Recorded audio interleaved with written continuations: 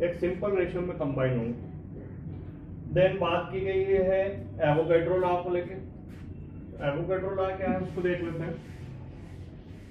Fifth Avogadro law जो है वो ये बोलता है कि जब भी एलिमेंट्स आपस में कंबाइन होते हैं तो खैर सब अलग बात है, इक्वल टेम्परेचर और इक्वल प्रेशर पे equal volume of the gases में नंबर ऑफ मॉलिक्यूल क्या रहेंगे, इक्वल रहेंगे।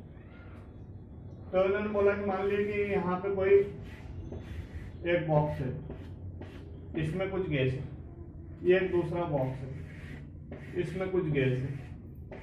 इन दोनों बॉक्सों के वॉल्यूम क्या है, सेम है ना। हो सकता है छोटा बड़ा दिख रहा हो, आप ऐसा मानो कि बिल्कुल इक्वल। इनके वॉल्यूम क्या है, इक्वल है, और इनमें टेम्परेचर और प्रेशर भी इक्वल रखा। तो एवोगैड्रो ये कह रहे हैं कि इक्वल वॉल्यूम, इक्वल टेम्परेचर और इक्वल प्रेशर पे मॉलिक्यूल्स भी क्या रहेंगे, इक्वल रहेंगे। डिफरेंट गैसेस में भी मॉलिक्यूल्स कैसे रहेंगे, इक्वल रहेंगे। मान लीजिए कि ये क्लोरीन गैस है, ये ऑक्सीजन गैस है, और इनको अलग अलग कंटेनर में फिल करा है। इसका भी वॉल्यूम, टेम्परेचर और प्रेशर, इसका भी वॉल्यूम, टेम्परेचर और प्रेशर क्या है, इक्वल है। तो फिर इस कंडीशन में जितने नंबर ऑफ मॉलिक्यूल इस साइड होंगे उतने ही नंबर ऑफ मॉलिक्यूल क्या होंगे, उसमें होंगे। तो ये है एवोगैड्रो का law. In equal temperature and equal pressure equal volume of gas consist equal number of molecules. ठीक है, तो ये था एवोगैड्रो का लॉ जो आप लोगों को रीड करना है। इन सब के बाद जो एक और इम्पोर्टेंट लॉ आता है वो है आप लोगों का डाल्टन थ्योरी को लेकर। डाल्टन जो थे उन्होंने अपनी एटॉमिक थ्योरी दी। आपको पता है कि सभी सब्सटेंस जो है वेरी थीनी स्मॉल पार्टिकल्स से फॉर्म्ड होते हैं, और ये थीनी स्मॉल पार्टिकल्स जो हैं इनको हम लोग देते हैं नाम एटम्स। अब आप समझते हैं कि यहाँ भी एटमॉस्फेयर में बहुत सारे एटम्स जो हैं वो घूम रहे हैं, बट वो बहुत ही स्मॉल है। एटम्स के मॉलिक्यूल घूम रहे हैं, ऑक्सीजन के मॉलिक्यूल घूम रहे हैं, नाइट्रोजन 78% है, तो वो बहुत ही स्मॉल है और उनको हम लोग ऑब्जर्व नहीं कर सकते, बहुत ही छोटे मॉलिक्यूल्स होते हैं। और एटम्स तो मॉलिक्यूल से भी छोटे होते हैं, क्योंकि एटम्स के मिलने से क्या बनते हैं, मॉलिक्यूल्स बनते हैं। तो डाल्टन ने 1808 में सबसे पहले अपनी एटॉमिक थ्योरी दी, और उस एटॉमिक थ्योरी के थ्रू उन्होंने बताना चाहा कि एटम क्या है और एटम को लेके उनके क्या कॉन्सेप्ट्स हैं। उसमें से बहुत सारे पॉइंट्स जो हैं अभी के मॉडर्न एज में क्या हो गए, एक तरीके से कहना चाहिए कि वो आज के जो मॉडर्न एज में है वो फिट नहीं बैठते, उनको रॉन्ग जो है डिसाइड कर दिया गया। बट उस टाइम के एज में वो भी एक पार्ट ऑफ द साइंस के इवोल्यूशन का पार्ट था। तो इसीलिए कहते हैं कि साइंस में कुछ भी क्या नहीं है, फिक्स नहीं है, nothing is fact in science. ये कंटिन्यूसली चलने वाला सब्जेक्ट है। इसमें आज भी हम जो पढ़ रहे हैं हो सकता है कि कल उसमें भी कोई चेंज आ जाए। तो डाल्टन की जो थ्योरी थी उसके बहुत सारे पॉइंट बाद में जो है गलत हो गए, और बहुत सारे पॉइंट सही भी हैं, और उस टाइम के हिसाब से तो सभी पॉइंट सही थे। तो उन्होंने अपनी डाल्टन एटॉमिक थ्योरी में एटॉमिक स्ट्रक्चर को लेके और एटम को लेके कुछ एज्यूम्शंस किए थे, कुछ अवधारणाएं बनाई थी कि एटम ऐसा हो सकता है, क्योंकि एटम को देखा तो किसी ने नहीं था। तो उन्होंने सब बातें जो बताई उसमें कुछ पॉइंट्स और उनमें पूरी थ्योरी दी गई।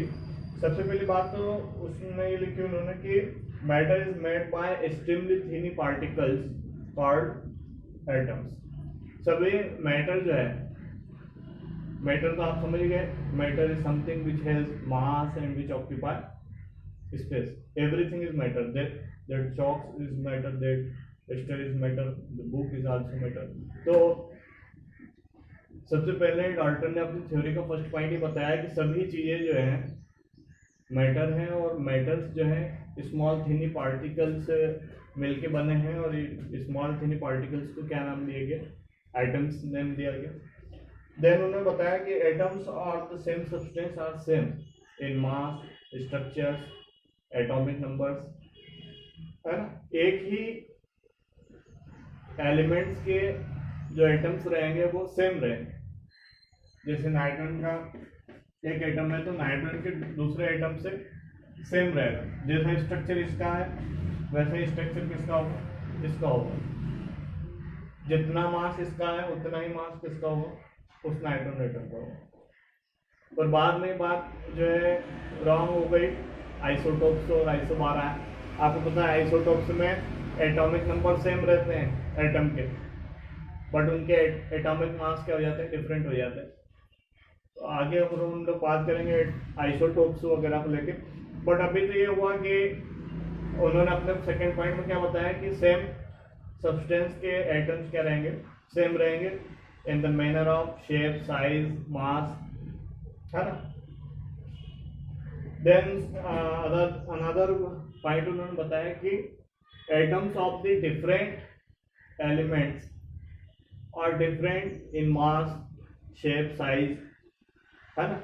दूसरी बात भी एक तरीके से गलत हुई जब आइसोबार की डिस्कवरी हो गई, कि उन्होंने बोला कि डिफरेंट एलिमेंट के जो एटम है, जैसे मान लीजिए कि आर्गन का जो एटम है और कैल्शियम का जो एटम है दोनों अलग अलग है, तो इनके मास जो है डिफरेंट होंगे। लेकिन ये बात भी जो है गलत हो गई, क्योंकि आर्गन का भी एटॉमिक मास 14 होता है, इसका भी 40 होता है। तो कहने का मतलब ये था कि डिफरेंट एलिमेंट्स के जो एटम रहेंगे उनके एटॉमिक मास वगैरह सब क्या रहेंगे, डिफरेंट रहेंगे। बट आइसोबार के केस में ये जो है बात भी अभी के टाइम में जो है रॉन्ग हो गई। देन बात की गई कि atom is the smallest particle which taking part in the chemical reaction. Atom ही वो स्मॉलेस्ट पार्टिकल है जो केमिकल रिएक्शन में पार्टिसिपेट करता है। और atoms of the different element may be combined with their each other in a fixed simple and whole number। atoms जो है आपस में कंबाइन होते हैं, है ना, और होल नंबर में कंबाइन होते हैं। होल नंबर मतलब ऐसा नहीं कि हाइड्रोजन का एक एटम जो है half atom of the chlorine से कंबाइन हो रहा है, होल नंबर में मतलब ये कंबाइन हो रहा है तो ये भी एक ही कंबाइन होगा या दो होगा, जितना भी हो, पर होल नंबर में होगा, फ्रैक्शन नंबर में नहीं होगा। तो ये बात उन्होंने बताई। और ये कंबाइन होकर क्या बनाते हैं, मॉलिक्यूल बनाते हैं। जैसे ये बन गया कंपाउंड मॉलिक्यूल। और यदि सेम टाइप के एटम्स आपस में कंबाइन होते हैं तो वो क्या बनाएंगे, मॉलिक्यूल बनाएंगे। ये कंपाउंड मॉलिक्यूल बन गए, ठीक है ना। तो कंबाइन होके क्या बनाते हैं, मॉलिक्यूल बनाते हैं। देन उन्होंने बताया कि atom neither be created and nor be destroyed. Atom जो है बहुत स्मॉलेस्ट पार्टिकल है, उसको ना तो क्रिएट कर सकते हैं नहीं इसको डिस्ट्रॉय कर सकते हैं। तो एक तरीके से ये law of conservation of mass की बात हो गई, है ना। बट मॉडर्न एज में आइंस्टीन जो आया, आइंस्टीन ने अपना एक फेमस इक्वेशन दिया इक्वल टू mc स्क्वायर, है ना, mass energy conversation equation.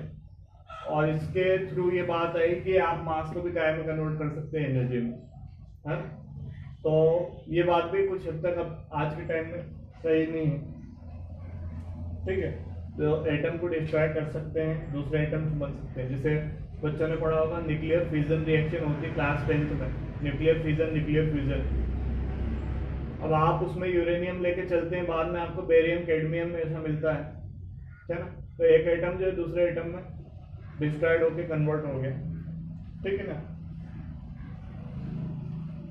An atom exhibit all the properties of an element. एक एटम जो होता है वो उसके एलिमेंट की सभी प्रॉपर्टी को रिप्रेजेंट करता है ना। सिंगल एटम के पास भी वो सभी प्रॉपर्टी होती है जो एक एलिमेंट की होना चाहिए, जो भी, कि उसकी शाइनिंग क्या है, उसका इलेक्ट्रिसिटी का कंडक्टर है कि नहीं है, या जो भी है उसकी इलेक्ट्रॉन डोनेटिंग नेचर है, इलेक्ट्रॉन एक्सेप्टिंग नेचर है, मेटल है, नॉन मेटल है। तो जो भी एक एलिमेंट की प्रॉपर्टी होती है वो सभी प्रॉपर्टी के एटम में भी होती है, क्योंकि एटम्स के ही कॉम्बिनेशन से क्या बनता है, पूरा एलिमेंट बनता है ना। तो ये भी एक इम्पोर्टेंट पार्ट थी और देन 9th पॉइंट में उन्होंने बताया कि atom can not be divided for the, है ना, और it mean it is undivisible particle. Atom को फर्दर डू नॉट स्प्लिटेड और broken up to more tiny particles. Atoms को और स्मॉल पार्टिकल में जो है फ्रैक्शन करके तोड़ा नहीं जा सकता, ब्रोकन नहीं किया जा सकता। अनडिविजेबल, अनडिवाइडेबल पार्टिकल है। तो वो बातें जो है अभी के मॉडर्न एज में जो है अलग हो गई है, क्योंकि स्मॉलेस्ट थिनी पार्टिकल केवल एटम नहीं है, एटम के अंदर भी रहते हैं। वो प्रोटॉन रहता है, इलेक्ट्रॉन रहता है, न्यूट्रॉन रहता है। तो वो तो एटम से भी थिनी पार्टिकल्स हो गए, है ना। और एटम को भी हम आज क्या कर सकते हैं, ब्रेक कर सकते हैं, तोड़ सकते हैं, ठीक है ना। तो कुछ पॉइंट्स इसमें से जो है फॉल्स हो गए, और फिर इन फॉल्स पॉइंट उनको करेक्ट करते हुए डाल्टन थ्योरी की जगह एक नई थ्योरी बनाई गई जिसको मॉडर्न एटॉमिक थ्योरी नाम दिया गया। तो मॉडर्न एटॉमिक थ्योरी में जो पॉइंट्स उसमें करेक्ट करना थे वो बताए गए।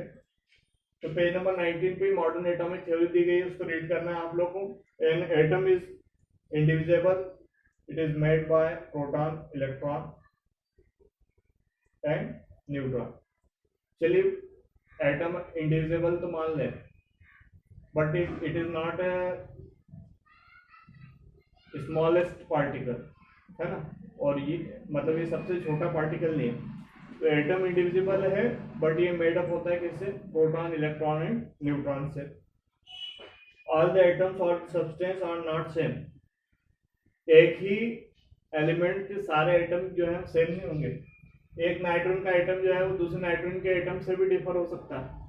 एक हाइड्रोजन का एटम जो है हाइड्रोजन के दूसरे एटम से भी डिफर हो सकता है। जैसे आप समझते हैं कि ये प्रोटियम है, ये क्या है, प्रोटियम है। ये कौन है, ड्यूटेरियम है। ये कौन है, टाइट्रियम है। इनके सबके एटॉमिक मास क्या है, 1 है। ये सभी हाइड्रोजन है, हाइड्रोजन के एटम है, पर इनके एटॉमिक नंबर तो सेम है, बट इनके एटॉमिक मास क्या है, डिफरेंट है। तो it does not compulsory that the all atoms of the one elements are similar, they may be different. Then बात की गई है transmutation of one atom into another is possible.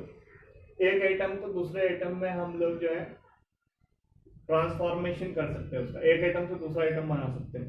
जैसे आप यूरेनियम को लेकर चलते हैं, यूरेनियम से बेरियम बन जाता है ना। तो ये जो है एक एटम से दूसरा एटम का फॉर्मेशन पॉसिबल हो गया है आज के टाइम में। और the conversation of an atom into energy is possible. एक एटम को भी हम कायम बदल सकते हैं एनर्जी में, है ना। तो इस तरीके से law of conservation of mass भी जो है इसमें पूरी तरीके से फिक्स नहीं हुआ। Atoms of element combine together and form molecule. जब भी एटम्स कंबाइन होते हैं तो वो क्या बनाते हैं, मॉलिक्यूल बनाते हैं, ठीक है ना। Chemical reaction between the atoms takes place by the exchanging of electron. किसी भी केमिकल रिएक्शन में एटम्स इलेक्ट्रॉन का एक्सचेंज करके पार्टिसिपेट करते हैं, है ना। जैसे कोई एलिमेंट इलेक्ट्रॉन डोनेट करता है, कुछ एक्सेप्ट करता है। तो ये सभी बातें होती है जब भी एटम किसी केमिकल रिएक्शन में पार्टिसिपेट करता है। तो ये जो थे मॉडर्न एटॉमिक थ्योरी के पॉइंट्स थे जो कि आगे दिए गए, है ना। और इसके बाद जो बात की गई है वो है कुछ एलिमेंट्स उनको लेके बात की गई। अलग अलग एलिमेंट्स जो है अलग अलग फिजिकल स्टेट में मिलते हैं। कुछ सॉलिड स्टेट में मिलते हैं, कुछ लिक्विड स्टेट में मिलते हैं, कुछ गैसियस स्टेट में मिलते हैं। जैसे गोल्ड, सिल्वर, आयरन वगैरह ये सब कैसे हैं, सॉलिड स्टेट में मिलते हैं। गोल्ड बच्चों ने देखा। लिक्विड स्टेट में मिलने वाले जो एलिमेंट्स हैं, मर्क्यूरी है, ब्रोमीन है। तो ये कैसे लिक्विड स्टेट में मिलते हैं। मर्क्यूरी बच्चों ने देखा है, वाइट कलर का एलिमेंट है, मेटल है, जो आता है थर्मामीटर वगैरह में आता है। उसके अलावा गैसियस एलिमेंट है, हाइड्रोजन, ऑक्सीजन, नाइट्रोजन एटमॉस्फेयर में रहते हैं। तो ये तीनों स्टेट में सभी एलिमेंट्स मिलते हैं। और अलग अलग एलिमेंट का अर्थ क्रस्ट पे क्या परसेंटेज दिया हुआ, सबसे ज़्यादा 46.6% ऑक्सीजन जो है अर्थ क्रस्ट पे मिलने वाला सबसे इम्पोर्टेंट एलिमेंट है, सबसे हाईएस्ट अमाउंट में मिलता है ऑक्सीजन अर्थ पे। मतलब कि आप ये समझिए कि एटमॉस्फेयर में भी हो, लेयर ऑफ द सॉइल में भी ऑक्सीजन 46.6% एलिमेंट्स में खासतौर पर बात करें तो, ठीक है ना। ऑक्सीजन सबसे हाईएस्ट अमाउंट में रहता है।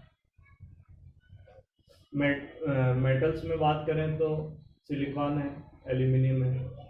तो ये जो सॉइल लेयर है उसमें सबसे हाईएस्ट अमाउंट में रहते हैं। तो ये परसेंटेज अलग रखी है। देन बात की गई है different between metals and non metals को लेके। मेटल्स एंड नॉन मेटल्स का बिटवीन में क्या डिफरेंस हो सकता है थोड़ा सा देख लें आप लोग। मेटल के बारे में बच्चे क्या समझते हैं कि मेटल एक ऐसा सब्सटेंस होता है जिसका फर्स्ट शाइनिंग होता है, जो साउंडिंग क्वालिटी रखता है ना। जैसे आप समझते हैं कि ये शाइनिंग सब्सटेंस है तो ये जरूर मेटल हो सकता है, ठीक है ना। ये शाइनिंग सब्सटेंस नहीं है, इसमें साउंडिंग की क्वालिटी नहीं है, तो ये नॉन मेटल हो सकता है। ये वुड का बना हुआ है, एल्यूमिनियम का बना हुआ फ्रेम। तो मेटल को देख के बच्चे पहचान सकते हैं मेटल क्या है, नॉन मेटल क्या है। तो अलग अलग बातें की गई है। इसमें सबसे पहले फिजिकल स्टेट को लेकर बात की गई। तो फिजिकल स्टेट कैसी रहेगी मेटल की? फिजिकल स्टेट मेटल ऑलमोस्ट कैसा रहेगा, सॉलिड रहेगा। और मेटल सॉलिड रहेगा। और नॉन मेटल कैसा हो सकता है? नॉन मेटल में भी सॉलिड, लिक्विड और गैस, ठीक है ना। फिजिकल स्टेट मेटल हमेशा सॉलिड रहेंगे। इसमें कुछ एक्सेप्शन है, जैसे मर्क्यूरी, Hg।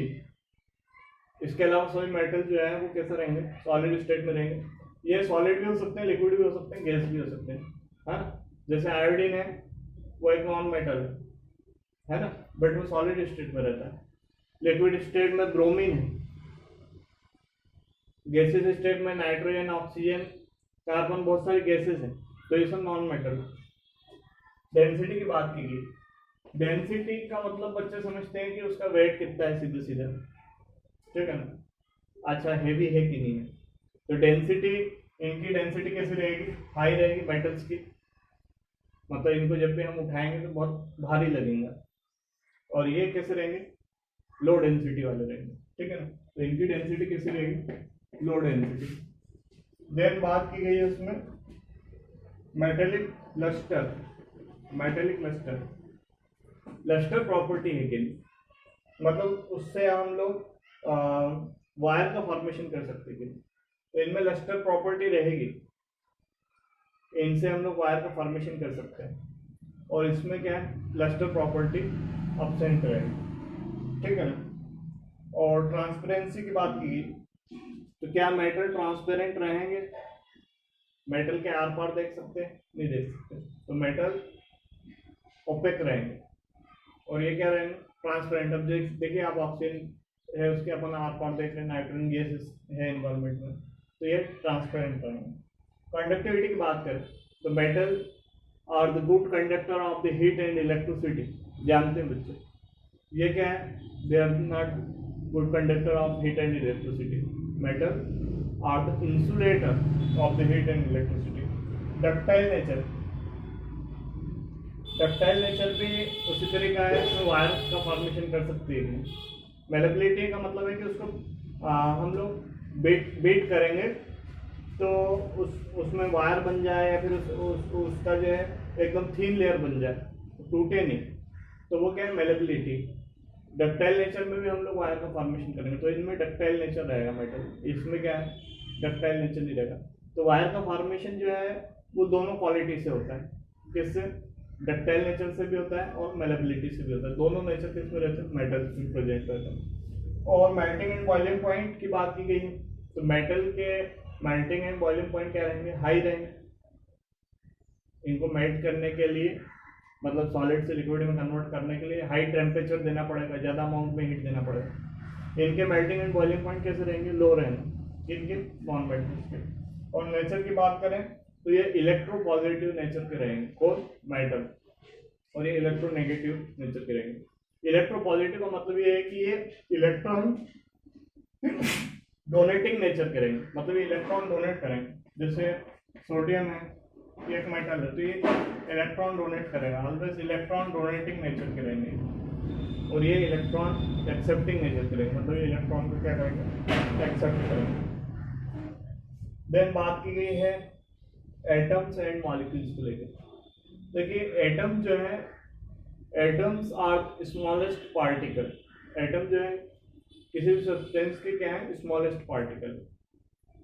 और when atoms are combined they form molecule. जब एटम्स कंबाइन होते हैं तो क्या बनाते हैं, मॉलिक्यूल। जैसे ये एटम है, सिंगल हाइड्रोजन का एटम, तो ये एक एटम है, smallest particle. And atoms do not exhibit in free state. Atom का जो अस्तित्व है वो फ्री कंडीशन में नहीं है, मतलब फ्रीली एटम मूव नहीं कर सकते, क्योंकि एटम जब भी फ्रीली मूव करते हैं तो उसके साथ दूसरा एटम कंबाइन हो जाता है, मॉलिक्यूल बन जाता है। तो इनका फ्री फॉर्म में अस्तित्व नहीं है ना, they do not exhibit in free state. और मॉलिक्यूल जो है, ये मॉलिक्यूल हो गए, दो हाइड्रोजन के एटम कंबाइन हो गए, क्या बन गए, मॉलिक्यूल बना लिए। तो molecules can exhibit in free state, ये फ्री स्टेट में रहते हैं और ये बनते हैं by the combining of atoms. Molecules बनते हैं by the combining of atoms. Molecule may be made by similar types of atom or different type of atom। Similar type के एटम के कॉम्बिनेशन से भी मॉलिक्यूल बन सकता है, या डिफरेंट टाइप के एटम्स के कॉम्बिनेशन से भी क्या बन सकता है, मॉलिक्यूल बन सकता है। ये वाटर मॉलिक्यूल बन गए डिफरेंट टाइप के एलिमेंट्स के कॉम्बिनेशन से, हाइड्रोजन हाइड्रोजन ऑक्सीजन, ये वाटर मॉलिक्यूल बन गए। तो ये एटम्स और मॉलिक्यूल है, इनका डिफरेंट भी दिया हुआ, पर वो कोई इतना इम्पोर्टेंस रखता नहीं। आज की जो भी इम्पोर्टेंट टॉपिक हैं वो यहीं तक रहेंगे, फिर हम लोग आगे और इसमें बात करेंगे, ठीक है ना। इसको रीड करिए आप लोग और मुझे बताइए कि वुड का जब कम्बशन करते हैं तो law of conservation of mass follow होता है या नहीं होता है। होता है तो फिर मास कहाँ है, और नहीं होता तो फिर क्या law of conservation of mass में चेंज करने की जरूरत है, देखते हैं।